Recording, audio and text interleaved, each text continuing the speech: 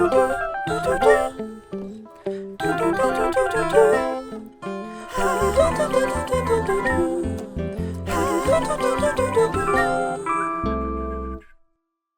my name is Matt Nasser. I'm Bartholomew Bland. I'm Claudia Baez, and our guest is Becca Hoffman. And this is How Does the Art World Work? And we're going to start by asking Becca, how does the art world work? And she must know a lot. I just met Becca in Milan, which was a very fantastic place, where, thanks to Maya Binking, I was exhibiting in a fabulous art show. And Becca has agreed to come and talk to us. But that doesn't mean that I know anything about her. I'm getting to know her today. There you go. What better way? Very exciting. She's going to rip the lid off the art world. Is that right? Exactly. Well, where should we start? Should we start with a little bit about the Milan Project? Sure.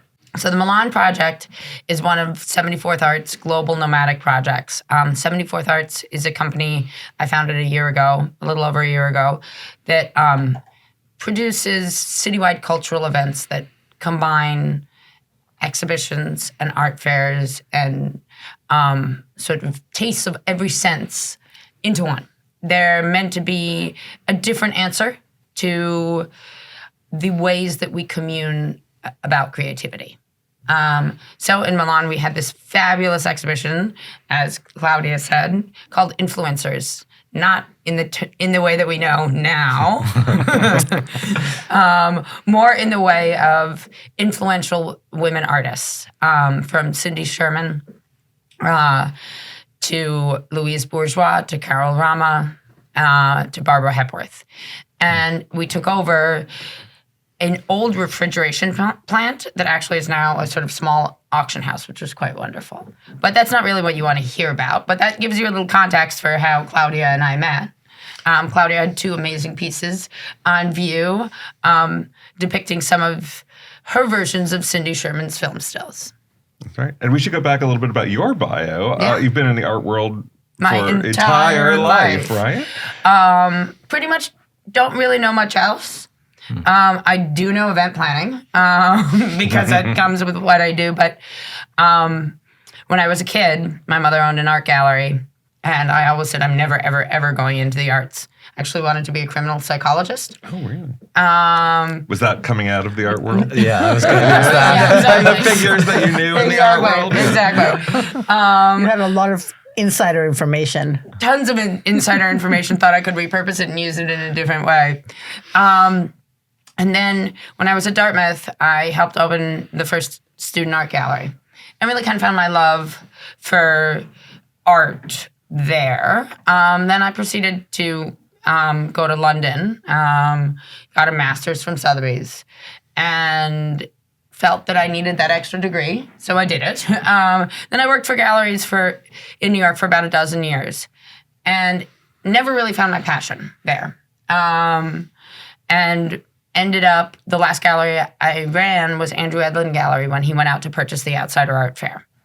And that's really where I found my passion of fixing citywide cultural events, making them more relevant, doing it on a small boutique scale. So helped rebuild the Outsider Art Fair in New York, helped build and create the Outsider Art Fair Paris, and spent, the good portion of 9 years there. Moved on at a very interesting time, March 2020. Wanted a new challenge. And so I ended up running a company for two men who were rebranding and revamping art fairs in Aspen and Palm Springs. But I was really missing working on both sides of the Atlantic. So I left to start my own art fair in Aspen. At the Hotel Jerome and 74th Arts as well. So I get to have my U.S.-based business headquartered in the mountains and my international business that moves around. It's wonderful. It sounds like a dream career for anyone in the arts. I told you, she knows how the art world works. I was wondering, do you gravitate toward alternative spaces in you have like a Sotheby's, you have like the traditional, you grew up in the gallery world, and you were saying you had like a refrigerator warehouse. Are more excited about those spaces to show art? Absolutely. Yeah. Absolutely. I think that convention centers and white boxes are great as very, very plain backdrops, but it's nice to have the contrast of the difference of something new. And I think that each city needs that. Yeah. It reminds me of No Longer Empty. Did you ever see any of Yes. their sites that they used to do around the city in New York of spaces that were normally closed, and then they would be sort of filled up with art? And I thought they did that for a number of years, and it was a very interesting kind of model. Exactly. It makes you pay attention to the space, the art, and yourself interacting with it in a different way. And I think, well, at least I know I'm programmed. I go into the Messeplatz, or I go into the Miami Beach Convention Center, or I go into Regent's Park. I've got my list of people I want to say hi to. I've got my phone to take my notes of who I've seen, and I do it in a methodical way. There's something that sparks joy about getting lost and about the unexpected. Yeah, I find myself becoming a zombie in those spaces, like this aisle A4, 3, and then you go to an alternative space, and it's like, where? What? Oh, there's something here. What is this? Oh, how cool. And some of the artists are like really responding to the space, which is fun. And I always appreciate those a lot more. Do you think there's a danger, though, of the space overwhelming the art installations that are there? I'm thinking about not Jack Shaman's The Schoolhouse. There's another one that just opened up in the Hudson Valley. It's a former middle school, and I was there this summer. It's absolutely enormous, and I found myself being and it has had very little renovation done on it, and I found myself being much more intrigued by the school from the 1940s than I was by any of the art that was on view. It's like, oh, look at this Bunsen burner. They had left all the stuff from the chem labs and everything else. Yes, there's a danger in that.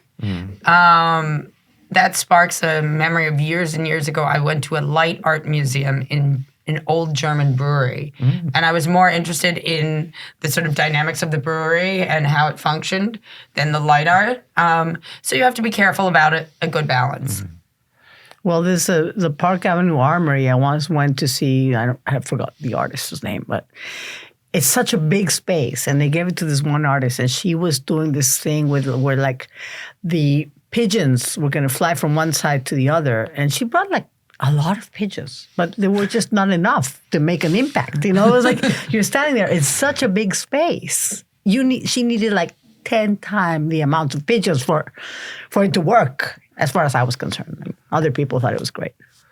I mean, I'm sorry to put her down. No, well, it's pigeons in New York City is the space. I feel like she could have found some extra pigeons somewhere. She could have gone out on the street and summoned them, perhaps. Oh, they would have been happy for some real food. I just feel like if like the lighting show that you saw had been a great lighting show, you wouldn't have been focusing on the beer. And you, the same, wherever you were, if it had been proper artwork, no? Like I just heard that Christopher Wool filled up an empty space and did a great job. I want to see that. And everybody was very happy about it. So I think it has to do with it's the balance. Yeah. It has to the work. scale. I mean, I think about Kara Walker doing the Sugar Sphinx up on the old Domino building, and that was something that the space was monumental, but the artist was able to sort of meet the demand of the space. Striking. It was striking. I'll never forget that. Exactly. Sure. But the Turbine Hall is sort of like that at the Tate. Exactly. There's been some very interesting projects and some that it just I think particularly for a lot of artists who aren't used to working on that scale, to get the necessary vocabulary to deal with the space is tricky. I wanted to switch gears to, you mentioned you've worked with Outsider Art Fair, and just to define what outsider art is for people, because I think a lot of people are confused about what that means. Yeah, absolutely. Well, I don't really love the term outsider. I prefer to say self-taught. Okay. Because I think that outsider is immediately making the other out of the conversation, obviously.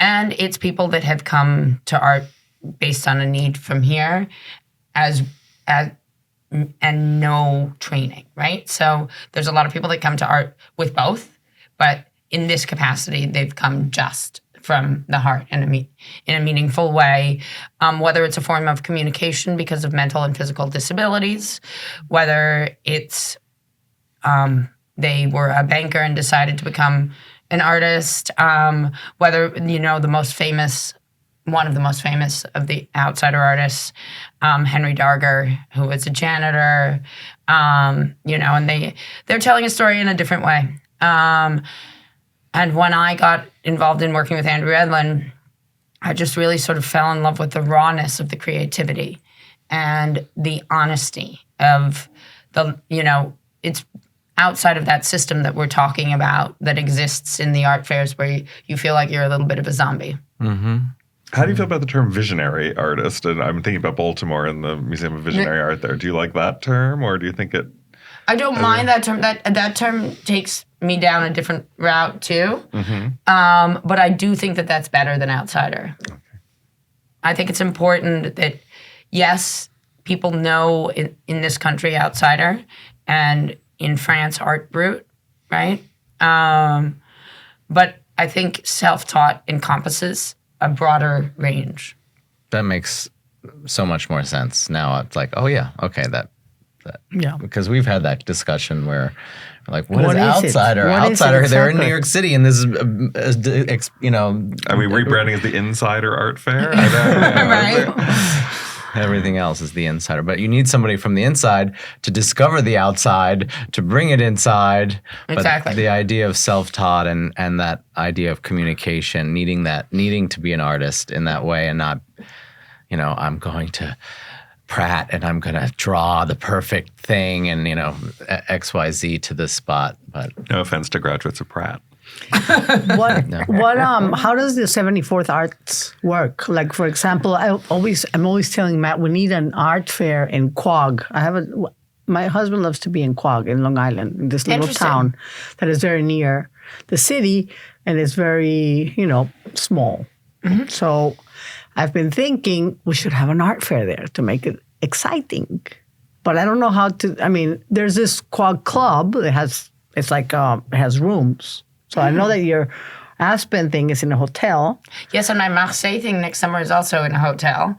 And, that ties to the history. There's a major history with art fairs and hotels, dating back 30 years to the founding of the Armory Show at the Gramercy Park Hotel. That's right.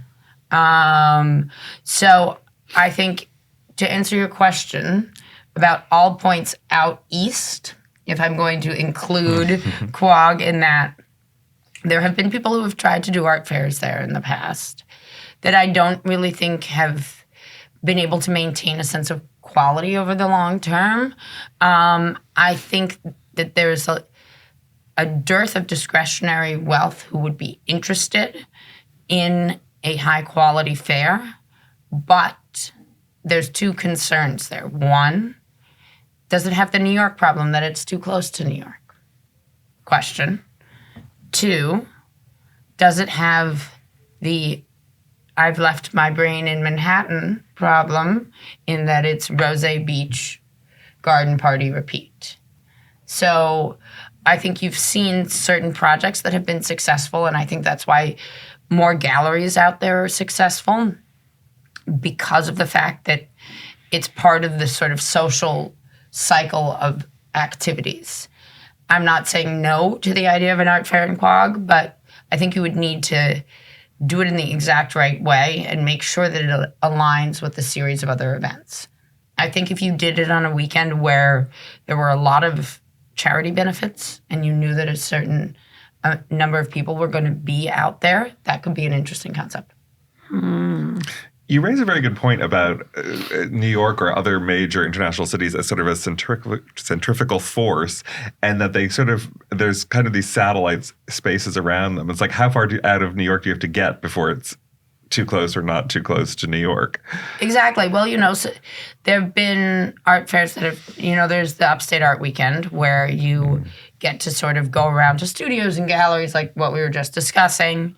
I know there was an art fair that tried to take place somewhere upstate that also, I think, comes with the disparate driving distances, right? And so my answer to you is you have to choose a community that has an engagement in the arts and start there. That's not really a definitive answer, but if I think about places within driving distance of New York, there are not many places I think you could really do an art, major. Well, I've done a lot of work in Westchester over the years, and Westchester has, a well-educated, affluent audience in many ways, but in some ways it struggles from that sense of its proximity to the city. Correct. It has the New York problem. Yes, exactly. People have talked to me about Greenwich, Connecticut, but then again, does that have the New York problem? Right. I think so.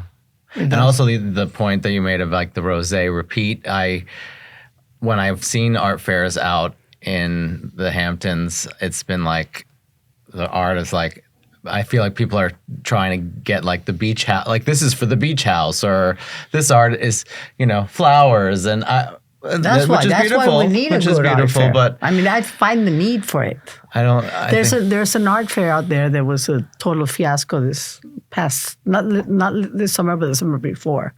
The one where it flooded? Yeah. And the plane things were floating down the aisles, like in the river. That sounds like fun to me. That's exciting. That's an exciting art fair to go to, although... That's a happening. Yeah, that's a happening. Yeah. It was a complete disaster, but it's a terrible art fair, I'm sorry to say. It's really a really bad art fair, that one. I definitely was not there for the year that you could go swimming inside the tent. But I've spent a lot of time looking at different places around the country that might be of interest. So tell me about Marseilles and Aspen, because those are not two places historically would have sort of leapt to think would have been centers for contemporary art, and yet you found enough sort of fruitful engagement there. Why do those two places have the right combination of ingredients to make it work? So let's start with Aspen. Aspen was really founded on the philanthropic support of arts and culture. It is I don't know if you've ever been there in the summer, but it's completely and totally unique to the U.S. It's an idyllic mountain town that has, which is not necessarily unique, that first statement, but it has a population that's educated and informed and curious and spends 6 weeks of the summer going to lectures at the Institute, going to concerts at the Music Tent, going to events at Anderson Ranch, going to events at the museum. And it has really, during the pandemic and right after, so many galleries rushed to open pop-ups in wealthy enclaves. And unlike in the Hamptons, most of those pop-up galleries, not all of, but most of the pop-up galleries in Aspen have sort of vanished. What has been meaningful for us at the Hotel Jerome is that we were really able to create a story, bringing galleries into a historic institution in the heart of Aspen, supporting Art Week on the whole. So it's a week that has become a destination for people, from the benefit for the museum Art Crush on Friday night, to the fair, to lectures with Anderson Ranch, and much more. And it's, in a way, a protected community. I had a conversation with a dear friend and client the week after our fair this past summer, who said to me, it was so nice to see positive news in the art world, because people understand what it means to bring an art fair to a town and want to support it. And that's a major qualification. You've got to understand what you're bringing. You've got to bring quality. You've got to bring newness. And you've got to keep reinventing the wheel to the best of your ability. How do you stop sort of becoming yet another stop on the international art circuit? Do you know what I mean? It's like the same galleries are going to be in New York and then they're going to show up in Aspen. What are you looking for that's going to be sort of unique, or something that you're going to bring that you can only see in Aspen? How important is that? Well, first off, what you can only do, I hope, in Aspen is my co-founder and I have really kind of made it into Art Fair Summer Camp in a fun way. I lead hikes at the beginning and the end of the week. He took, this past year, people on cold plunges in the river every morning, including Daniel Cassidy from Art News and a bunch of our exhibitors. we hosted a series of events and home tours that made it much more sort of collegial and in a really nice way. It's much smaller. Yes, you're going to see some of those galleries that you would see in New York, Paris, London, Los Angeles. But the idea is, one, it's on a boutique scale. It's never going to be bigger than 35 to 40 galleries. And it will encompass galleries that you might see at Nada, to galleries you might see at TEFAF, to galleries that you might see at PAD, to galleries that you might see at Art Basel, and Frieze. And so it's meant to be an interesting mix of dynamics. And we do support a few of the local galleries as well, so that, we're also touting the horn of them. All right. Very interesting. And now Marseille is so gritty in comparison to Aspen in so many That's ways. the It's kind of point. the complete opposite. How does that work? But that's the point. But, the south of France is really changing. If you think about all of the foundations and museums that have opened in the past few years there, from Luma to the Fondation Pontcarol, there's a list of more and more and more that's changing. And there's an engagement in the community that wants to make Marseille sort of a jumping off point for those other destinations in Arles and Saint-Rémy and Saint-Tropez and beyond. Wonderful. Is that going to be in a hotel also? Or where's Yeah. the venue? It's a 19-room hotel called Bord de Mer. Nice. So, I think that there's also something quite charming about being in hotels or being in these distinct spaces that tell a regional story. That's what made Aspen such a success, is because you're in a historic space. You've got the present is infused with the past to vision towards the future. You're making me think of sports and how the Super Bowl helps whatever town it's in, or Yeah. The Olympics, or the Taylor Swift concert raises the GDP of a city, or that sort of thing, and that art fairs do the same thing. I know it does for Miami, and we were discussing earlier that it doesn't seem like New York is so big that it feels like we don't know it's happening, or it's not exciting the city. It's not the dominant Yeah. event that's necessarily happening. But you're working on a scale, especially Marseille. I feel like it's important to have something like that there, and to get people excited about cultural events happening in that area. And I mean, Aspen's beautiful, but creating that community of hikes and different things, and having, I'm sure the restaurants are happy, and all that. Exactly. Yeah. Exactly. It's really a citywide cultural event. You bring people to town, you stimulate their senses, from the visual art to the culinary experiences to the music to the educational engagement and more. And if you tie that to the town and the uniqueness of the town, I think it has major potential for growth. It's such a nice I think perspective. that's like Basel was a little tiny town that nobody knew about, Yeah. right? Yeah. Wasn't that how it all started? Exactly. And And then you can go swimming in the river if you are brave enough. Yes. It's never warm enough at that time of year for me. Matt wanted to do it. I wouldn't let him. She thought I was gonna die.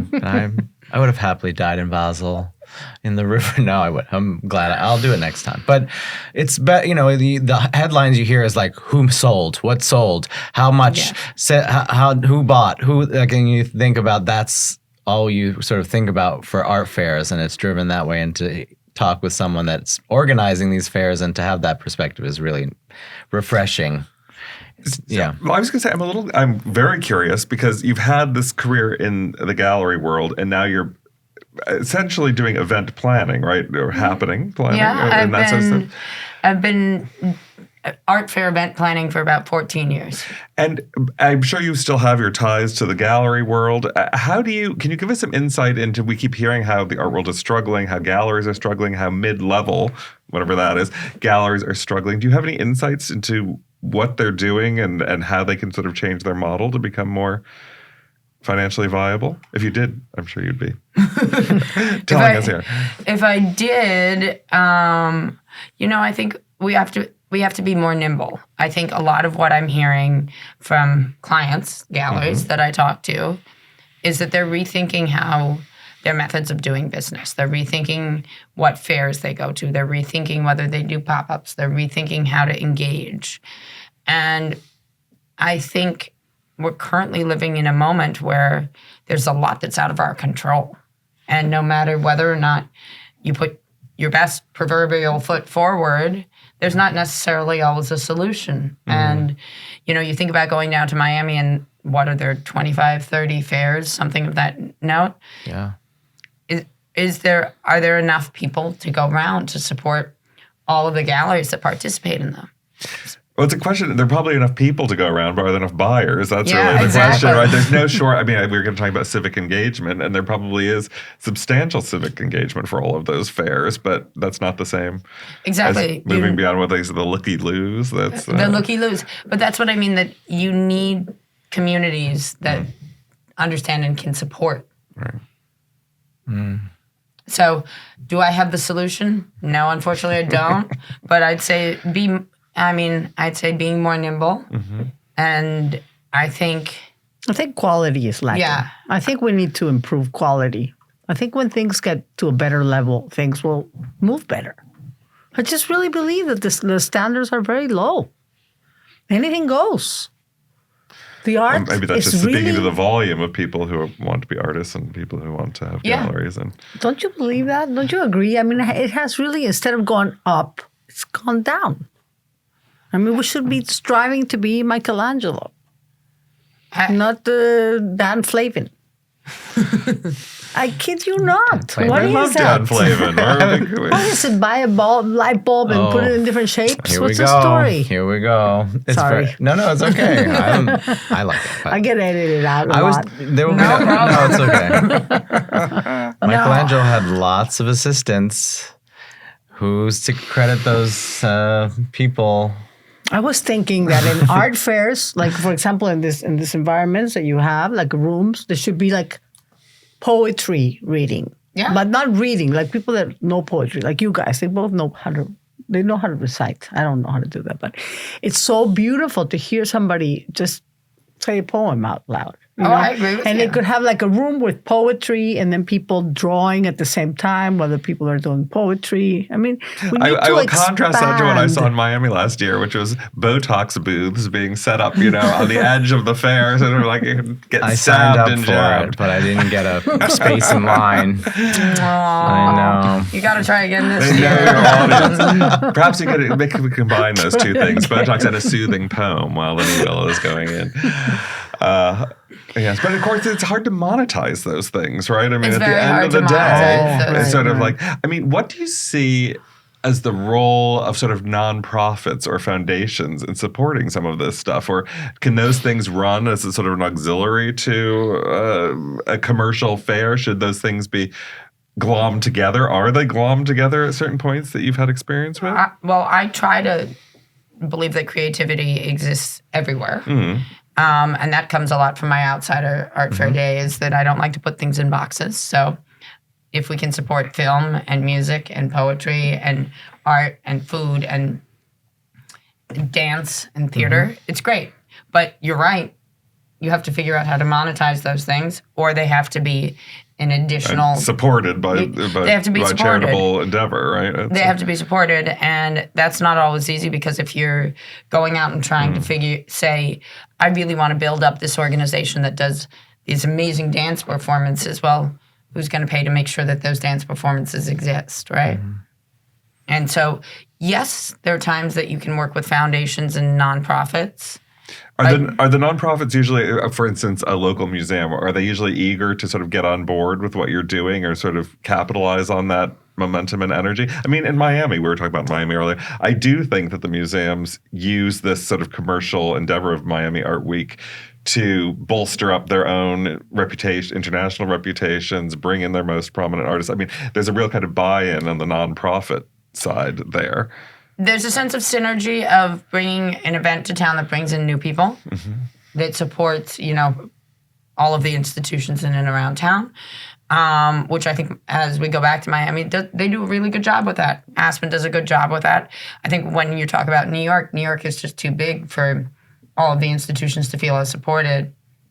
But, it really should be about rising tide, floating all boats in a meaningful way. Thank you very much. Thank you Thank so you. much This for is how joining the us. art It's been world very works. interesting. And I hope that you'll join us in December because How Does the Art World Work will be journeying to Miami for Miami Art Week, where we will be at the new Satellite Art Fair on Lincoln Road. We'll be interviewing cast of characters from the art world down in Miami. So join us then.